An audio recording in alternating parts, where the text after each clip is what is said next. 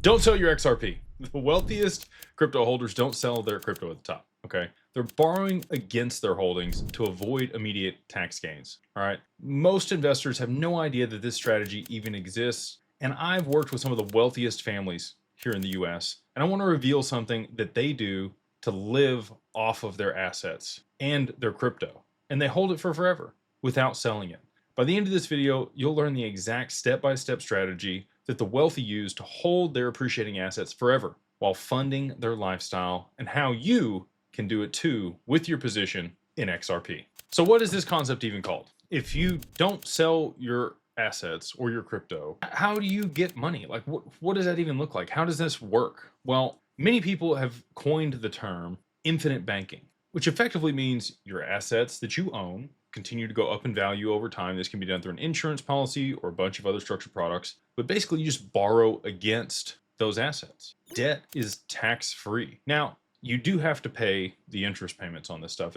Well, unless it's done through the right type of insurance policy. But for the most part, this is what the wealthiest people in the world do that are billionaires. They own large amounts of equity in publicly traded stocks. They just borrow against those positions to be able to fund their lifestyle. And upon their death, that gets repaid by the appreciated stock, right? So most people think they have two options when it comes to crypto. They can either hold it for, the upside, or they can sell it. But selling creates an immediate long-term capital gains tax obligation, which is typically somewhere between 15 and 20% at the federal level here in the US. Other jurisdictions, it's different, and that's just long-term capital gains. That's not if you bought it this year, which is going to be taxed as regular income. So combined with state tax, you could be looking at somewhere between 25 and 35% on the long-term capital gains, and even up to 50% if it's short-term capital gains on your holdings when you liquidate. That means sell for a profit. Okay, so this means if you had $1 million Bitcoin position, you'd have to give up somewhere between $250,000 and $350,000 in taxes just to take those profits. That's 25 or 30%. Like, that's a lot of money to give to the US government for them to then go use it however they're going to use it. Why not keep it in your pocket? The wealthiest people use borrowing strategies with life insurance and traditional assets, and they've been doing it for decades. High net worth individuals often borrow against their stocks and their holdings instead of selling. And it's pretty reasonable interest rates and pretty decent LTV. And according to reports, Elon Musk used his stock holdings as collateral for loans to be able to buy Twitter. $40 billion for that acquisition. He borrowed against his SpaceX stock and was able to buy Twitter. No tax implications on that, by the way, and was able to make that acquisition and write that off against his other income. So the same borrowing approach is now available for digital assets through institutional custody that we have at Digital Wealth Partners and Digital Ascension Group. We use a tri-party agreement. We have people that are willing to provide liquidity against it. We can get you access to lines of credit for your digital assets. So a concept that your assets are going to continue to appreciate can potentially become a way that you could pay off these loans over the long term. So as an example, let's say you borrowed against your XRP today. It's $2.50. And you're not going to borrow against a lot of it, okay? Right now we're getting 45% LTV, so maybe you borrow against 10%. You got $1 million in XRP, you need $100,000. Cool. You put up, $1 million worth of XRP. Even if we have volatility in the price, you're probably not going to get margin called. It would have to go down a lot for that to happen, but that's tax-free money, and you're going to be paying, let's call it 1% a month right now on that note. So $1,000 a month for a $100,000 line of credit, and you could roll that. So as the assets appreciate, you could borrow more money and pay off the note with that. You could set a portion of it aside. Let's say you set aside $12,000 because that's what it's going to cost you over the year, over the term of the loan, to cover the interest. And now you have the rest of that tax-free, which is still cheaper than selling it and dealing with 25 or 30% tax if you're, depending on what you're in. For long-term capital gains, if it's short-term capital gains, it can be even more than that. So using an appreciating asset is a normal deal. This is done in traditional finance all the time. You can borrow against it. There's an LTV or loan to value ratio, and there's always interest that is accrued over time. If you're doing it inside of an insurance policy and the assets continue to appreciate, the cash value of the insurance policy pays off that debt. Most people still want to make some payments there during their lifetime. But as the asset continues and the market continues to perform, you're going to get more and more access to liquidity. And you can pay interest on what you borrow, and the borrowed funds themselves aren't taxable as income, right? On long-term or short-term capital gains or as income. None of that's taxable because it's debt. Debt is not taxable. So with proper planning, various strategies exist to manage those debt obligations. And again, we're going to get into that if you'll stick around for the rest of this video. So understanding 3 paths for crypto infinite banking. There are 3 main approaches depending on your situation and your holdings. So you can borrow directly against your crypto inside of institutional custody. Again, we provide that with what we have at Digital Wealth Partners and Anchorage. You could use DeFi protocols for decentralized lending, or you can get it inside of an insurance policy and use PPLI, which we also work with people to do. So each of these approaches has different minimum requirements, costs, and benefits. So we're going to wade through some of those and your portfolio, depending on the size that it is, what makes the most sense for you if you want to use this approach. And the wrong choice could cost you a lot of fees and other missed opportunities. So you want to make sure that you're making the right choice using the right structures, and it could save you hundreds of thousands of dollars in taxes while maintaining the asset and your allocation there to continue to see the growth over the next 5 or 10 years, which we know is going to be explosive for digital assets. So that first one that I talked about again was just borrowing against the asset directly. Maybe you're holding it in your LLC or your trust or in your personal name even. And this approach we can facilitate with clients again at Digital Wealth Partners. To work with us, you are going to need an LLC or a trust holding the assets. We cannot work with individuals, and we will help you orchestrate or set up those structures to be able to do that if that's something you're interested in. And it comes with a lot of other benefits versus, the DeFi application that we're going to talk about here in a minute. So we have a tri-party agreement. Your assets are held there at Anchorage. It's a segregated bankruptcy remote insured account up to $100 million. And they're your assets. Still your assets. It's just like the most secure cold storage that you could have. And your family members don't need to know about crypto. Their names are on the account if you wanted to be either as beneficiaries or your spouse could be a signer. It's basically a Schwab account for your digital assets. And so the typical lending terms are somewhere between, 30 up to 60% LTV or loan to value. Bitcoin tends to be the higher end of that range. XRP is somewhere between 45 and 50. And that's just the risk that people are willing to work with today as things progress here and there's more liquidity that moves into the space and we get XRP, potentially designated as a tier 1 asset by the BIS. I think they're going to be willing to lend much more against it over time and underwrite the risk at a much lower risk rate and interest rate. But today we're around, like I said, 30 to 50% on the LTV, and the interest rates are somewhere between low end of around 8% all the way up to 15%, depending on the asset and how much you're willing to put up. So let's say you had $500,000 in Bitcoin. You might want to borrow $150,000 to $250,000 in that range, like I talked about, 30 to 50%. We don't normally recommend that. We like lower LTV, somewhere between 20 to 30% LTV at a maximum, but we know people are willing to take more risk, and so we do have that there if the appetite is what people want. So interest rates currently run again from around 8% all the way up to 15%, just depends on the asset and how much you're willing to put up. The rates reflect the current state of the crypto lending market, and the key advantage to doing this over DeFi protocols, it's going to protect you during volatility. We just had one of the largest liquidation events that we've ever had in crypto, and no collateral was called away from our clients. If you had been in one of these DeFi protocols, liquidated, done, gone, took your assets, you're done. With us, you're going to get some differences here. Now, you're going to have to go through KYC requirements. It's not just like, anybody can put stuff up, but it's pretty simple, nothing too crazy. As long as you're not a bad actor, committed fraud, or doing anything malicious, then we can work with you. So funds are generally available within 24 hours is the SLA, but I've seen people get funded in up to as little as 30, 45 minutes. Very fast, especially if you're doing multiple loans. And that can be done in USDC, or it can be via wire if you want cash, just however you want it. But now on the volatility side, so let's say there is a margin call or a capital call. Our partners are willing to work with us because they don't want to call your capital away. They want you to pay the interest on the note for the full term. Like, that's how they make money. So they're going to give you 24 hours to cure that. Sometimes they'll give you a little bit longer in certain circumstances. If it's a weekend or something where you can't wire funds over, or it's going to be a little bit before you can get there, they will work with you. Whereas a DeFi protocol, like I said, it's done. As the market matures and regulations evolve, I think lending terms may improve over time, and our lenders will continue to negotiate better rates with us, which we will then again be able to provide to our clients. And banks may even eventually be able to lend against crypto. We've already seen them talk about using this as a collateral asset for mortgages and other stuff. And as the asset class gets adopted, I think that that's going to become much more feasible. Probably the first foot in the door for the institutions is being able to lend against your crypto. And as that happens, I'm seeing it start to happen here at the end of 25 and into 26. I think that the interest rates will come down substantially because they'll be less risk, one, and then two,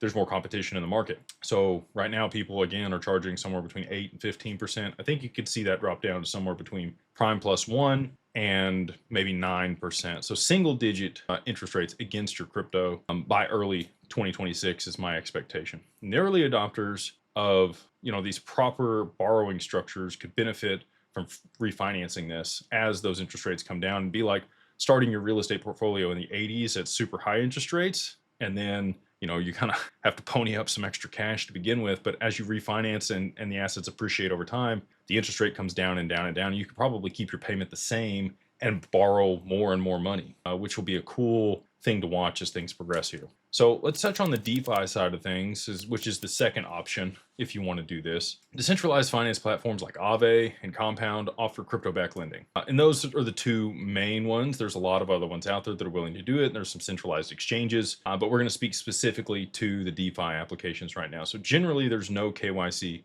required. It's a permissionless access, DeFi. That's the whole premise here. It's relatively quick liquidity, like almost instant. You're able to, get Tether or USDC or whatever stablecoin you want from that smart contract. But it does lock it, and you have to give up that collateral. It's not in your name anymore. They're holding it. There's counterparty risk. If the DeFi protocol gets hacked or something else happens, it's not insured. So again, you want to be aware of these things, but rates can vary based on the protocol and the market conditions. They move up and down. They underwrite that risk, how they see fit. So that's another thing. What if the protocol decides that there's too much risk in the market and they're going to raise your interest rate and it's a variable rate deal? Not so good. So a significant consideration is really just going to be about the liquidation that can happen automatically based on the protocol's rules, which is effectively how smart contracts work. If the liquidity requirement is not met and you're not able to top up your margin call in time, they are just going to liquidate it and recover their losses. That is the whole premise behind this. So they're not going to give you 24 hours. There's nobody to work with. It's one and done. You lost your assets. If you have too much leverage, this can be a really slippery slope and can cause people to go broke very quickly. I've seen it happen. So again, that's why we put these provisions in place with our partners to be able to mitigate a lot of that risk when inevitably the markets are volatile in crypto, and it's going to happen with big downward moves. So if it happens really rapidly, you're not going to have a whole lot of time, and you're going to have to be watching it all the time and be worried about it. Just additional mental stress and burden using a DeFi application versus working with an institutional lender inside of institutional custody. But for smaller amounts and short-term time horizons, I think this is probably could be a better solution for people. If it's large amounts of money or longer durations, probably want to do the institutional side. If you need a quick $10,000 or $20,000 against your ETH for a couple months, maybe this is the better deal, right? So speed and accessibility can be beneficial depending on your situation. And for larger amounts, again, I'd probably go the other route. If it's over, everybody wants a number. I'm going to say over 50 grand. You probably want to work with institutional partners on that, just have some safeguards, because that's starting to get up there in the amount of money. If it's a smaller amount and you have a lot to put up, probably not as big an issue. So the last one that I mentioned is private placement life insurance. And this is where the typical, infinite banking would come about. But this is a much higher requirement. It's going to be at least $5 million in most applications to be able to get this funded. The time horizon to get it done is much longer. In order to be able to borrow against a policy, it needs to be at least a 5 pay most of the time. Could be even more than that, 7 to 10 pay. So what does that mean? Well, you have to pay the premiums and the cash value that's going to accrue in the policy over a duration of time and years, not just a lump sum in. Because if you put a lump sum in, like they figured this out, the IRS and regulatory bodies saw people using this vehicle for this and nipped it in the bud. So you don't want a modified endowment contract. You want to make sure that things are spaced out over time. And this is a much more sophisticated approach, generally reserved for people with significant amounts of cash. Today in the US, you're only able to fund these policies with cash, and then you can acquire the assets inside of them if that's the way you want to do it. If you are not a US or Canadian citizen, you can do this offshore in Bermuda or Cayman. There's a few other jurisdictions that have these sophisticated policies, and you can invest the assets in kind into those policies. So, again, there's pros and cons to all of these, and you want to make sure that you're doing the right one for your jurisdiction and what's best for you and your family. So the policy would then become tax advantage. So you could trade assets inside the policy as long as you're meeting the diversification standards for the jurisdiction that the policy's in. Here in the US, you need at least 5 investments. No one investment can make up more than 55% of the total policy. Again, and you're going to have to work with a fiduciary. You're going to have to work with an RIA to manage these assets inside this policy, but you can own just about whatever you want inside there. So if you wanted some real estate, you want some private equity, you want some crypto, you want some stocks, you want some private credit, the world is your oyster inside these policies. Again, kind of subject to somebody else managing that for you. And there's some specific ways that you have to work with this stuff. So again, just kind of circling back here, what's the benefit of this? Well, as the cash value accrues inside this policy and the assets appreciate, you can borrow against the policy. And again, there's some nuance there into how that's done and the parties that are involved in the underwriting. This isn't like a DeFi application. Okay, it's not like a one and done easy deal. Again, if speed and efficiency are your game, the other two ways are probably the way that you want to go. This is more of a long-term tax optimization strategy for lines of credit that you may want to borrow a year from now, 2 years from now.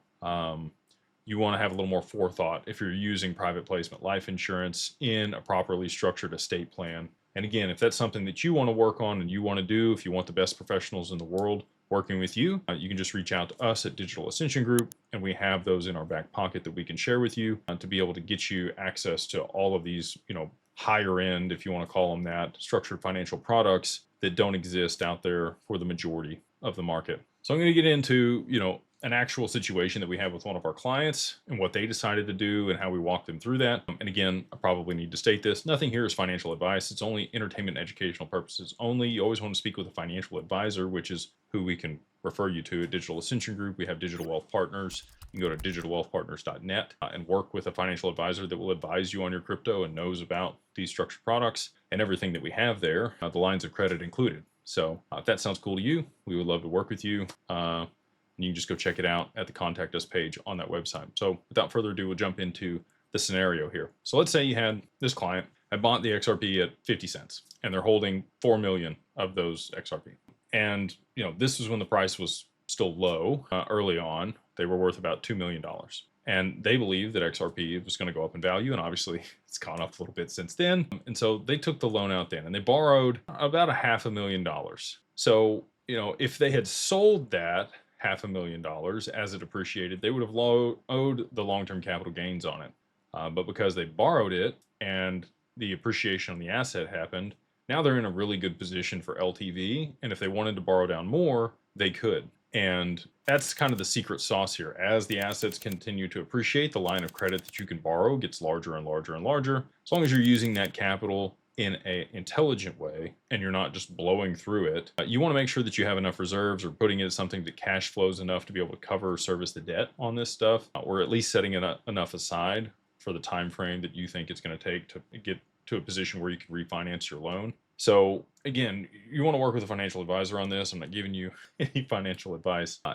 We are the only people that have access to the partners that we have to be able to get you the rates that we have and the ability to borrow against your assets inside of institutional custody over there at Anchorage. So we're going to estimate the annual interest cost based on the current interest rates. And as your XRP continues to perform with the market, you could, again, like I talked about, refinance this over the long term and invest the cash into real estate properties or businesses or other diversified holdings that are going to produce a higher interest rate than what you owe over here. And you're going to live off of a portion that's the difference and be able to service the debt at the same time, mitigate tax implications, kind of have your cake and eat it too. Like that's the whole benefit here. So again, we don't have a DeFi situation that we're able to advise on or provide people with. And we can do either the PPLI, which is a longer term deal and a bit more methodical, or you can use the short-term solution to be able to borrow against your assets inside of an LLC or trust. So, but what I really want to get across to people is, funding your lifestyle is great, but you should really look at generating passive income or returns or cash flow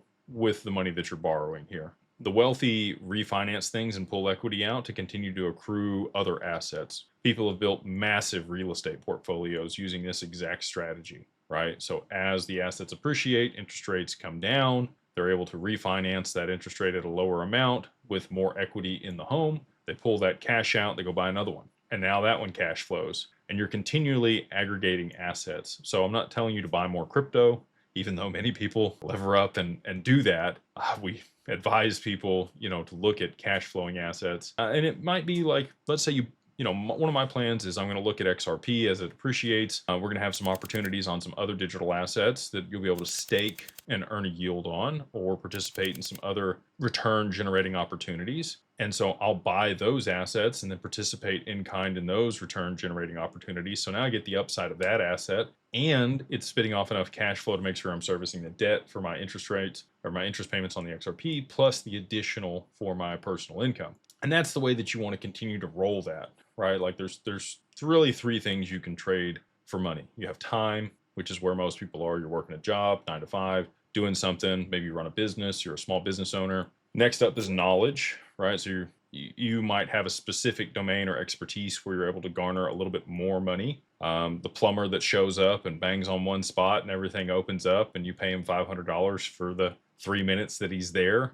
That's what the call is, and he's able to solve that much faster than somebody else that doesn't have the knowledge or expertise for that. And then last but not least is your money. As you accrue wealth over time, you should be able to allocate that capital and put it to work in a way that generates more income for you and allows you to aggregate more assets. And this is what the wealthy do. Once you become wealthy, you should only have to get rich once. Look at diversification, hedging risk, but continue to accrue assets through smart debt. I know people, think about debt and look at it in a negative light because that's just kind of what's been perpetuated through society. But debt is a tool, and it is tax-free, and it's a way that you can mitigate taxes in a very effective manner. So again, in closing here, the strategies that I'm sharing today come from hands-on experience structuring these arrangements for clients with sophisticated digital asset portfolios. And if you're serious about exploring borrowing strategies with crypto and you want to connect with others implementing similar approaches, I'd invite you to connect through the linked comment below, where we discuss all of these concepts. We have over 9,000 people there in the mastermind, and we're actively explaining wealth building strategies in the crypto space. And if you want us to personally handle the process for you, you can also go to digitalfamilyoffice.io, which is also linked in the comments below. So now that we've gone through the 3 different ways that you can do this, let's talk about structuring the debt repayments without selling the assets. One of the key questions is, how do you service the debt? Like, what's the catch, right? Well, you do have to do that. And one of the approaches involves using a portion of the borrowed funds strategically. So some investors find annuities or other structured products that generate predictable income. The annuities are going to take at least a year before they're going to start paying out, unless it's a lot of money that you're borrowing and you're going to put up more of that money inside the annuity versus, using a lot of it for other things. So you want to look again at income producing strategies that can help cover the interest obligations. So let's break this down. For an example, you borrow $1 million against your crypto. You might allocate $200,000 to one of these structured products or something else to be able to generate income. It might be a real estate property where you finance it and you know that the additional there is going to come back to you on a quarterly basis or a monthly basis and help you service that debt. You might also look again at some of the other assets out there that are producing monthly cash flows. If there's a yield-bearing product on some of these digital assets, you might consider parking a portion of it there and getting the upside in that investment, plus having enough to cover your interest payments. Or you could just park it and know that you're going to use that amount of money to be able to cover the interest for whatever the duration of it is. And hopefully at the end of that term, you can refinance the note and pull out more money because it will have appreciated. This could perpetually generate income to help you with the payments, right? So one of the other things that you can do for estate planning in the infinite banking concept is reinsurance. And this is where the borrowing strategies can integrate with your estate plan. So let's talk about reinsurance. And this is where borrowing strategies can integrate with your estate planning. You could potentially structure insurance on outstanding crypto-backed debt, okay? So this is life insurance designated to address the loan obligations upon your death. So it could be a term policy that you pay small premiums to, and if God forbid something happens to you, it covers the debt so that your assets aren't sold off. Or you could, structure another type of insurance policy to make sure that that's covered. But the beneficiaries would then receive the assets without the debt being taken out of them, because the insurance would cover and offset all of the interest and whatever you borrowed. So if you had a $2 million crypto position, you borrowed $1 million against it, you could get a $1 million life insurance policy to make sure you're covering that outstanding debt. And the annual premium varies based on age and health and policy structure. There's a bunch of stuff there, but that's one way to make sure that you're assets are not going to be sold off upon your death. And the advantage of this structure is that you've utilized your crypto during your lifetime, borrowing against it to be able to fund your lifestyle, investment, and other business ventures, and you're avoiding the immediate crypto tax gains and the obligations that you would have if you sold.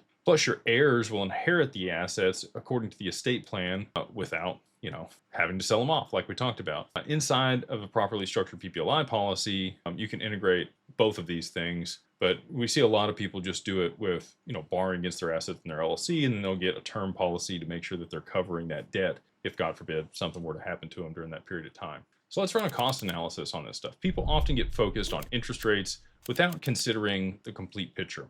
Okay, so I know 9 to 15% today sounds daunting, especially if you're borrowing large amounts, but let's talk about the appreciation on the asset and how that plays into this. So I know the interest rates seem high, but let's compare it to the alternative. What would selling and paying the immediate capital gains be? Well, again, we talked about that. Even long-term capital gains can be 25 or 35%, and you're getting this at the worst case at, call it 15. So, and you're going to forfeit the future appreciation of the assets. So that's a huge loss on upside of the assets if you were to sell them, especially if you anticipate, XRP or HBAR or XLM or some of the other assets out there that are going to go to much, much higher values over the long term versus what they are today, similar to what Bitcoin did over the last, call it 15 years. So let's walk through a couple scenarios, okay, just to give you an idea of what the differences are here. So scenario A, I sell $1 million in Bitcoin and I would pay, long-term capital gains. Let's say I'm in a state with no state taxes, $200,000. It could be a little bit more than that. It also depends on your income outside of what the capital gains are. But,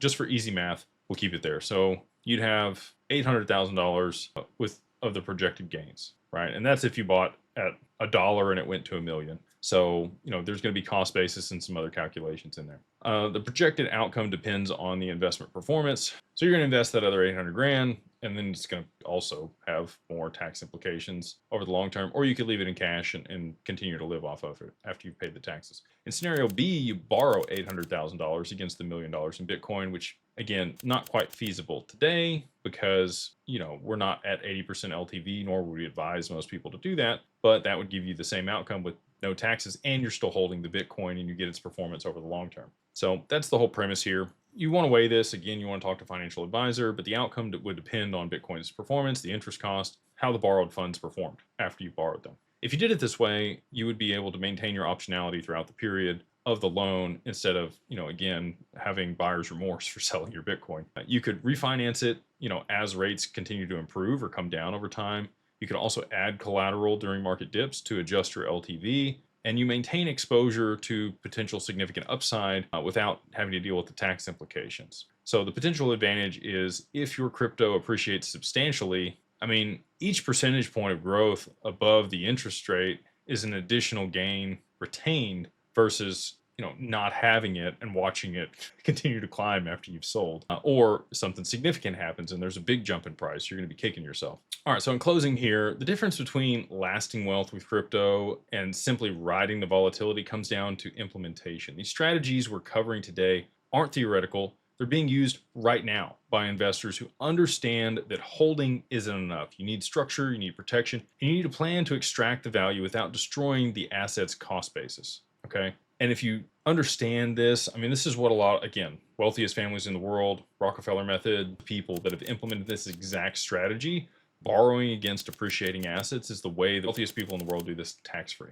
So if you're ready to move beyond just accumulation and starting to think more like an institutional investor, we bring together over 9,000 people who have actively implemented these strategies. At Digital Wealth Partners, we've worked with over 500 people that have actively implemented some of these strategies we're discussing in this video. Everything from crypto custody solutions to lending arrangements to LLC structures, all the way to PPLI. If you want to learn more about these strategies and how we put all this together, we talk a lot about it in the Beyond Broke Mastermind, which is down in the comments below. There are over 9,000 people there in the community that are learning about this stuff daily, and it doesn't matter where you're starting. If you are just a beginner in crypto or you're already a crypto millionaire, we have something for everybody in that group. So we would love to see you there. If that sounds cool to you, just go on to the link below and use the code BeyondBroke, all capitalized, the number 1, and then MO like Mary Oscar. Get you the first month for $2 to try it out, and I think you'll like it. In closing, I want you to remember the wealthiest people in traditional finance have used infinite banking